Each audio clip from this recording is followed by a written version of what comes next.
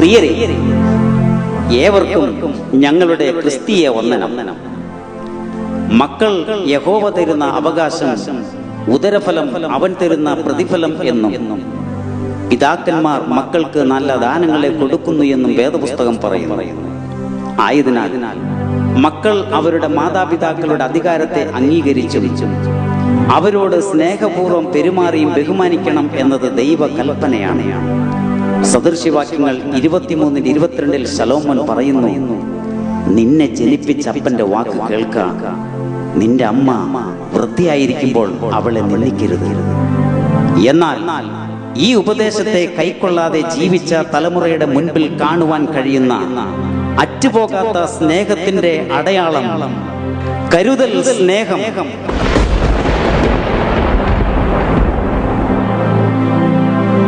ഭാരം പ്രയാസം ഏറും നേരത്തും ദുഃഖിതയായി ഞാൻ തീരും നേരത്തും മനമറിയും ആരുമനാഥൻ അരികിലുണ്ട്, തളരുകില്ല. കൊള്ളാമല്ലോ അമ്മച്ചി, പാട്ടൊക്കെ സൂപ്പറാണല്ലോ. ഓ, ഈ അമ്മച്ചിയുടെ മുടിക്ക് ഇത് എന്തൊരഴകാ. ശരിക്കും ചീകടി പെണ്ണേ, ആ പിന്നൊക്കെ ശരിക്കും കുത്തണം കേട്ടോ. ഓ, എന്തേ അമ്മച്ചിയെ കാണാൻ ആരെങ്കിലും വരുന്നുണ്ടോ? ഒരു സുന്ദരി അമ്മ. ആന്ന്, ചെറുപ്പത്തിലേ എന്റെ മുടിക്ക് ഇത്രേ നീളമുണ്ടായിരുന്നു. അതുകൊണ്ട് എല്ലാവർക്കും എന്നോട് അസൂയയായിരുന്നു. ആണോ? അപ്പൊ ഇപ്പോഴോ? ഓ, ഇപ്പൊ എന്നെ ആർക്കും വേണ്ട. അതല്ലേ എന്നെ ഈ സാധനത്തിൽ കൊണ്ടിട്ടിരിക്കുന്നത്. സാധനമല്ല അമ്മച്ചി, സധനം, വൃദ്ധസധനം. ഓ, നീ എന്നെ പഠിപ്പിക്കൊന്നും വേണ്ട കേട്ടോ. അപ്പോ അമ്മച്ചിക്ക് ഈ വൃദ്ധസദനത്തില് സന്തോഷമൊന്നുമില്ലേ? സന്താനം ഒന്നുമില്ലെന്നോ?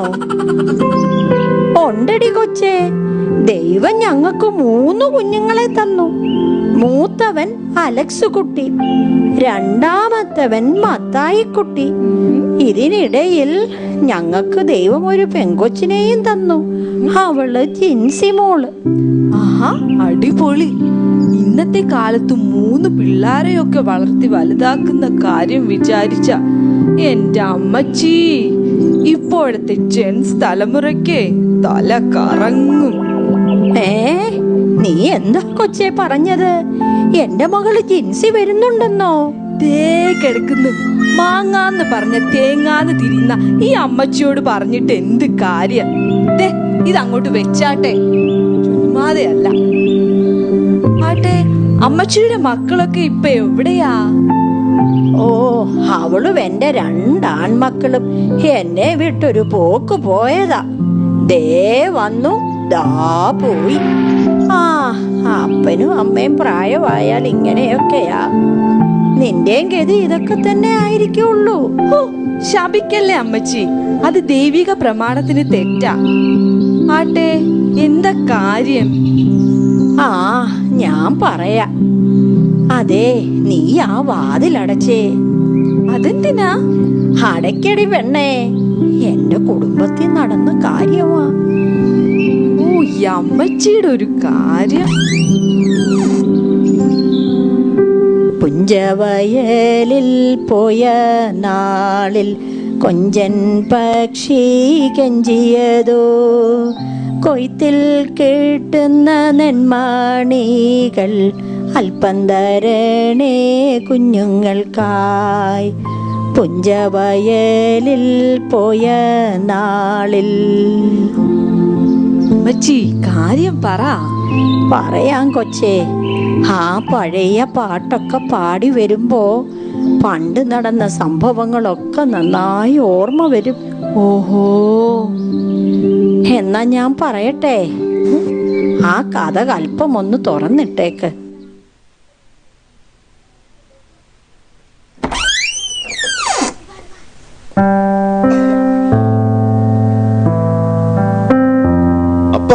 എന്താ മോനെ, ഓസ്ട്രേലിയയിൽ എന്തൊരു തണുപ്പാ. അതുകൊണ്ടാ അപ്പനെയും അമ്മയും അങ്ങോട്ട് കൊണ്ടുപോകാൻ പറ്റാത്തെ. അതുകൊണ്ട് ഞങ്ങളുടെ പ്രായത്തിലുള്ളവരാരും അവിടെ ഉണ്ടാവില്ല അല്ലേ?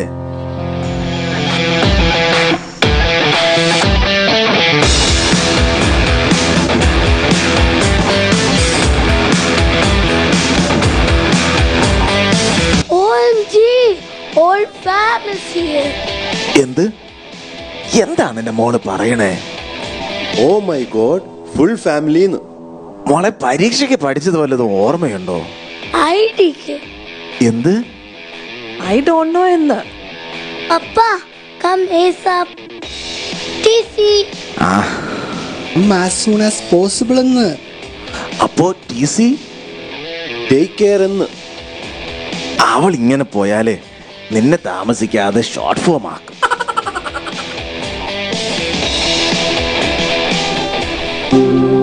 അപ്പച്ചനും അമ്മച്ചി അങ്ങ് മെലിഞ്ഞു പോയല്ലോ. അമ്മയെ കണ്ടിട്ട് എനിക്ക് സഹിക്കാൻ പറ്റുന്നില്ല. ഈ തലോടലൊക്കെ ആഗ്രഹിച്ചിരുന്ന ഒരു സമയം ഉണ്ടായിരുന്നു മോളെ. അന്നൊന്നും നീ തലോടിയില്ല. തലയാട്ടിയിട്ടൊരു പോക്ക് പോയി. ആ പോയ പോക്കാണ് ഇപ്പൊ നീ UK നിൽക്കുന്നത്. അപ്പച്ചന്റെ അമ്മച്ചിയുടെ ഹ്യൂമർ സെൻസിന് ഒട്ടും കുറവില്ല അല്ലേ ചായോ? മോനെ, നീ ജർമ്മനി പോയ ശേഷം ഞങ്ങൾക്ക് ഇത്തിരി ഹ്യൂമർ സെൻസ് കൂടുതലാ. മക്കളെ, നിങ്ങളെല്ലാവരും ഇതുപോലെ വന്ന് ഒരുമിച്ച് സന്തോഷിക്കാൻ എത്ര കാലമായി ഞങ്ങൾ ആഗ്രഹിച്ചിരുന്നു. എന്ത് ചെയ്യാനാ അമ്മച്ചി, ഞങ്ങൾക്ക് ഒരുമിച്ച് ലീവ് കിട്ടണ്ടേ? അല്ല, പല പ്രാവശ്യം നിങ്ങളോട് ഒരുമിച്ച് വരാൻ പറഞ്ഞിട്ട് വരാത്ത നിങ്ങൾ ഇപ്പൊ എന്താ ഒരു അറിയിപ്പും കൂടാതെ പെട്ടെന്ന്? അതെന്താപ്പാ അങ്ങനൊരു ചോദ്യം? അല്ല, കുറച്ചു നാളായിട്ടുള്ള നിങ്ങളുടെ ഫോൺ വിളിയിലുള്ള സംസാരവും ഈ വരവും ഒക്കെ ഞാനൊന്നും കൂട്ടി വായിക്കുകയായിരുന്നു. എടീ, അപ്പൻ എന്തൊക്കെയോ മനസ്സിലായി എന്ന് തോന്നുന്നു. നിങ്ങൾ വെച്ച് നീട്ടാതെ അപ്പനോടും അമ്മയോടും കാര്യം പറ. എനിക്കൊരു പ്രോഗ്രാം ഉള്ളതാ. നിങ്ങൾ എന്താ മക്കളെ സ്വകാര്യമായിട്ട് പറയുന്നത്? അല്ല അമ്മച്ചി, അപ്പനും അമ്മയ്ക്കും പ്രായമായി വരികയല്ലേ. ഓ, അപ്പൊ നിന്റെ പ്രായം ഇതുവരെ മാറിയിട്ടില്ലേ? നീ എന്താ ഉദ്ദേശിക്കുന്നത്? അല്ല, ഈ അല്ലേലും ആണേലും കാര്യം പറ മോനെ. ഞാൻ പറയാപ്പ, അപ്പന്റെ അമ്മച്ചിയുടെയും പേരിലുള്ള പ്രോപ്പർട്ടി ഭാഗം വെക്കുന്ന കാര്യമാണ് ഞങ്ങൾ ഉദ്ദേശിച്ചത്. ഇല്ലെങ്കിൽ അപ്പുറത്തെ ജോർജ് കുട്ടിച്ചായന്റെ കുടുംബത്തിന്റെ അവസ്ഥയാവും. ഇപ്പോൾ അവരുടെ സ്വത്തുക്കൾ മുഴുവൻ നോക്കി നടക്കുന്ന കോടതിയല്ലയോ? ഓ, അപ്പോ അതാണ് കാര്യം. എടിയെ, ഞാൻ നിന്നോട് കുറച്ചു നാളായി അവരുടെ ഫോൺ വിളിയിൽ എന്തോ കാര്യമുണ്ടെന്ന് പറഞ്ഞില്ലേ മക്കളെ? അതുകൊണ്ട് സമയമൊന്ന് ഒട്ടും നീട്ടിവെക്കാതെ ഞങ്ങൾ ചെയ്യേണ്ട കാര്യങ്ങളൊക്കെ ചെയ്തിട്ടുണ്ട്. എന്ത് കാര്യം? എടിയെ, നീ അലമാര ചെന്ന് ആ ബ്രൗൺ എൻവലപ്പ് ഒന്ന് എടുത്തോണ്ട് വന്നേ. മക്കളെ, നിങ്ങൾ അവിടെ ഇരിക്കേ. ശലോമോൻ രാജാവ് പറഞ്ഞ കാര്യം ഓർമ്മയുണ്ടോ? നരച്ച തല ശോഭയുള്ള കിരീടമാകുന്നു. പക്ഷേ ഈ കിരീടത്തിന് കേടുവരാതിരിക്കുവാൻ മക്കളുമായി നിങ്ങൾക്കുമുണ്ട് ചില ഉത്തരവാദിത്തങ്ങൾ. മക്കളെ, ഇത് ഞങ്ങളുടെ വിയർപ്പിന്റെ ഗന്ധമുള്ള വിൽപത്രമാണ്. മോനെ അലക്സേ, ദാ ഇത് നിനക്കുള്ള ഞങ്ങളുടെ സ്വത്തിന്റെ വീതം. മോളെ ജിൻസി, ദാ ഇത് നിന്റെ വീതം. ദാ ഇത് നിനക്കുള്ളത്, നീ കയ്യോടെ പിടിച്ചോ. പിന്നെ ദാ ഈ കാണുന്നത് ആ തെക്കേ വശത്തെ 2.5 ഏക്കർ റബ്ബർ തോട്ടവും ഈ വീടും നിങ്ങളുടെ അമ്മയുടെ പേര് രജിസ്റ്റർ ചെയ്ത് വെച്ചിട്ടുണ്ട്. ഞാൻ ഇനി എത്ര കാലം കാണുമെന്ന് വെച്ചാ. കേട്ടല്ലോ, ഞാൻ അങ്ങോട്ട് പോവാ. അപ്പാ, ഞാൻ പോയിട്ട് വരാമേ. ശരി മോനെ. എടി അന്നാമേ, ഞാനെന്നാ ചാക്കോച്ചാന്റെ വീട് വരെ പോയിട്ട് വരികയാണേ. ശരി അച്ചായ. അച്ചായ, പെട്ടെന്ന് വരണേ. ഞാൻ പെട്ടെന്ന് വന്നേക്കാം.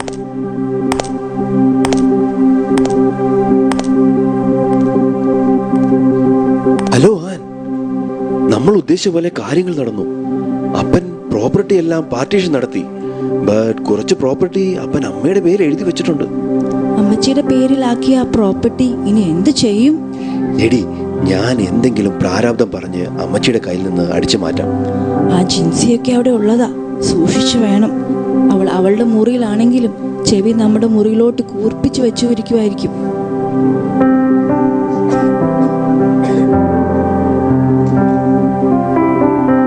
അമ്മേ. എന്താ മോനെ? അമ്മയ്ക്കറിയാലോ, ഞാൻ ഓസ്ട്രേലിയ ജീവിക്കുന്നു എന്നല്ലാതെ നല്ല ഒരു ജോലിയില്ല. എനിക്ക് എന്തെങ്കിലും ഒരു നല്ല ബിസിനസ് ചെയ്യണമെന്നുണ്ട്. അതിന് എനിക്ക് അമ്മയുടെ ഒരു സഹായം വേണം. എന്ത് സഹായമാ മോനെ? ചില ബാങ്കിങ് ഡോക്യുമെന്റ് പ്രോസസ് ചെയ്യാൻ വേണ്ടി അമ്മയുടെ ഒരു ഒപ്പ് വേണം. ഓ, ഇവിടാണോ മോനെ? അതെ അമ്മച്ചി. എടാ, അപ്പച്ചന് ഇതൊന്നും അറിയത്തില്ല കേട്ടോ. കുഴപ്പമൊന്നുമില്ലല്ലോ? ഇല്ല അമ്മച്ചി, കുഴപ്പമൊന്നുമില്ല. ആ ശരി, നല്ലൊരു കാര്യത്തിന് വേണ്ടിയല്ലേ?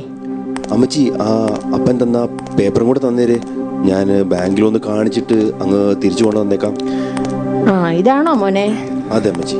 ആ, ഇതാ. എടി അന്നാമ്മേ. ആ, ചാക്കോച്ചനെ കണ്ടോ? ആ, കണ്ടു.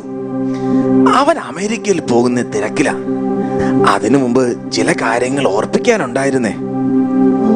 അപ്പാ, എന്താ മോളെ? അപ്പൊ ബാങ്കിലെ ബാലൻസോ? അതിനെപ്പറ്റി ഒന്നും പറഞ്ഞു കേട്ടില്ലല്ലോ. എന്താ നീ ചോദിച്ചേ? എടി മോളെ, ലക്ഷങ്ങൾ കൊടുത്ത് നിങ്ങളെ പഠിപ്പിച്ച് ഇത്രയും വലുതാക്കിയിട്ടും ഞങ്ങളുടെ കാശ് മേടിക്കാനാണോ നിങ്ങളെല്ലാരും ഇപ്പൊ ഒരുമിച്ച് വന്നത്?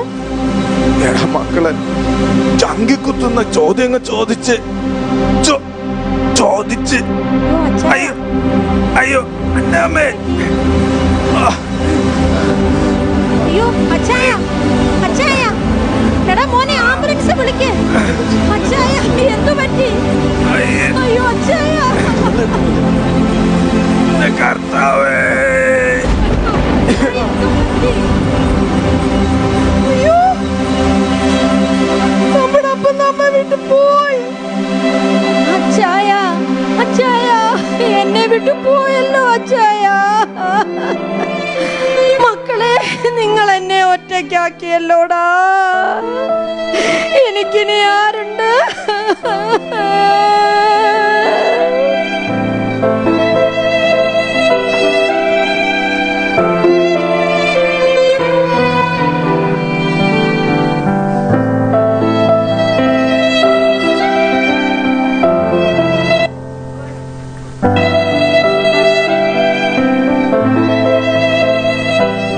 അപ്പന്റെ മരണശേഷം 1 മാസം കഴിഞ്ഞ് മക്കൾ അമ്മയെ വിട്ട് വിദേശത്തേക്ക് മടങ്ങിപ്പോയി. ആ മാതാവ് ഭവനത്തിൽ ഏകയായി തീവ്ര ദുഃഖത്തോടെ കഴിയുന്നു.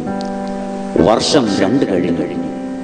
മക്കളുടെ വിളിയും കാത്ത് അവരുടെ സ്വരമൊന്ന് കേൾക്കാൻ കൊതിച്ച ആ മാതാവ് തന്റെ സങ്കടം ആരോട് പങ്കുവെക്കുമെന്ന കാത്തിരിപ്പോടെ വേദനയോടെ ജീവിതം കഴിച്ചുകൂട്ടി. അങ്ങനെയിരിക്കുമ്പോൾ അതാ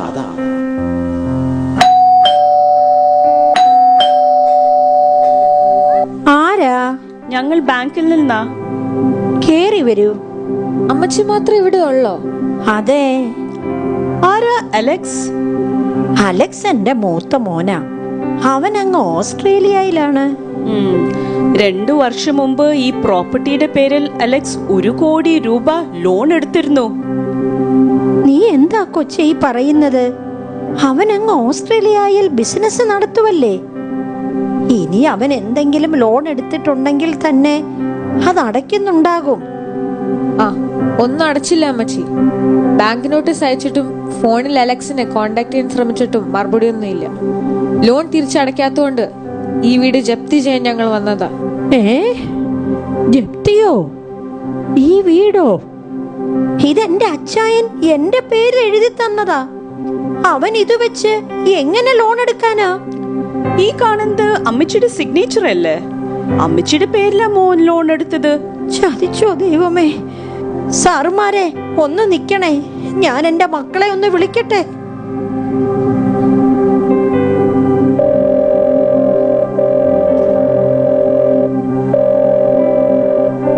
അമ്മച്ചി, അമ്മച്ചി, ഒന്നുകിൽ 1,40,00,000 ഇപ്പോൾ അടയ്ക്കണം, അല്ലെങ്കിൽ അമ്മച്ചിയെ വീട്ടിൽ നിന്ന് ഇറക്കി വിടേണ്ടി വരും. എന്റെ പൊന്ന് സാറുമാരെ, ഞാൻ എങ്ങോട്ട് പോകും? എനിക്ക് ആരുമില്ല. എന്റെ ദൈവമേ, ഞാൻ എങ്ങോട്ട് പോകും? എനിക്ക് ആരുമില്ല. അതൊന്നും ഞങ്ങൾക്ക് അറിയേണ്ട കാര്യമില്ല. പുറത്ത് പോലീസ് ഉണ്ട്. വീട് ഉടൻ സീൽ ചെയ്യും. ഇതാ court order. Police come and seal it.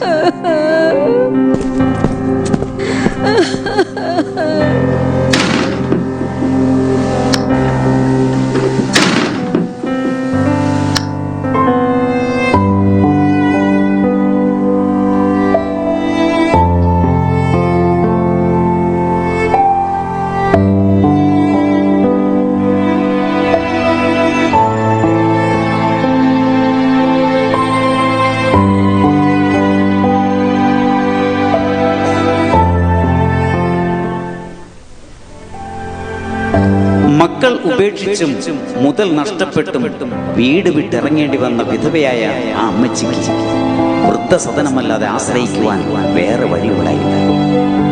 അങ്ങനെ അവിടെ കഴിയുമ്പോൾ അതാ ഉജ്ജവയലിൽ പോയ നാളിൽ കൊഞ്ചൻ പക്ഷി കെഞ്ചിയതോ, കൊയ്ത്തിൽ കിട്ടുന്ന നെന്മണികൾ അല്പം തരണേ കുഞ്ഞുങ്ങൾക്കായി.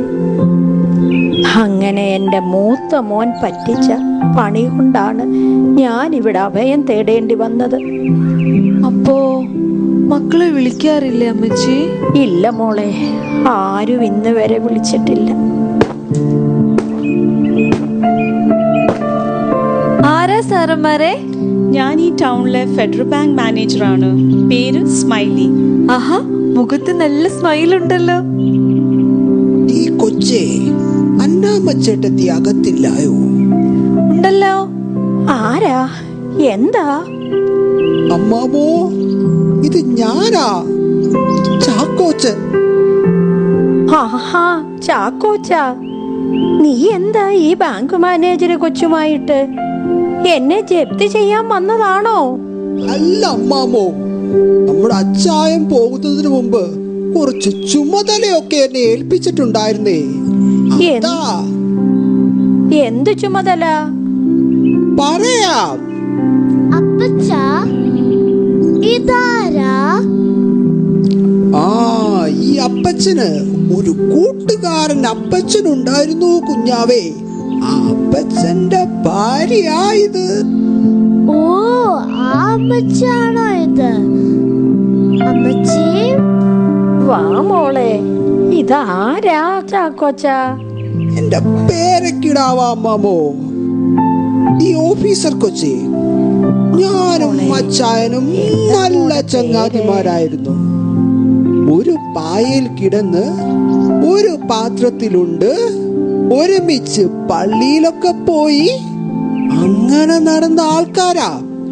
ഒരിക്കൽ ആളെന്നെ കാണാൻ വേണ്ടി വന്നു. എന്നിട്ട് ഈ കത്തും ഫയലും എന്റെ തന്നേച്ച് പറയുവാ, ദാവേ, ഇത് നിന്റെ കൈ വെച്ചോണം. എന്റെ മരണത്തിന് ശേഷമേ എന്റെ കെട്ടിയോളുടെ കയ്യിൽ നിന്ന് എത്താവുള്ളൂ. എനിക്കൊന്നും മനസ്സിലായില്ല അമ്മാമോ. ഞാനങ്ങ് പേടിച്ചു പോയായിരുന്നേ. അത് രണ്ടും ഭദ്രമായിട്ടിരിക്കാൻ ഈ കൊച്ചിന്റെ ബാങ്ക് ലോക്കറിൽ ഞാൻ കൊണ്ടുവച്ചു, അല്ലായോ? പിന്നെ നമ്മുടെ അച്ചായന്റെ മരണത്തിന് ശേഷം പിള്ളാരനെ അമേരിക്കയിലോട്ട് കൊണ്ടുപോയില്ലായോ? 3 വർഷം അതിനിപ്പുറമാ ഞാൻ നാട്ടിലോട്ടൊക്കെ വരുന്നേ. അപ്പോഴാ അറിയുന്നേ അമ്മാമ അവിടെ അല്ലാന്നും ഇവിടാന്നുള്ള കാര്യം. ആ പവനം കൈവിട്ടു പോയി ചാക്കോച്ച. അറിഞ്ഞു അമ്മാമേ, ഈ കൊച്ചെന്നോട് എല്ലാം പറഞ്ഞായിരുന്നേ. വളരെ സന്തോഷമുണ്ട് കൊച്ചേ. സ്വന്തക്കാർ ആരും തന്നെ വരാനില്ലാത്ത എന്നെ നിങ്ങളെങ്കിലും കാണാൻ വന്നല്ലോ. ആട്ടെ ചാക്കോച്ച, എന്താ ഈ കത്തിലും ഫയലിലും ഉള്ളത്? ഞങ്ങൾക്കറിയാമെങ്കിലും അത് ഞങ്ങളായിട്ട് പറയുന്നില്ല. മാമ തന്നെ അങ്ങ് വായിച്ചു നോക്കിയാട്ടെ. മോളെ, ആ കണ്ണട ഇങ്ങെടുത്തേ.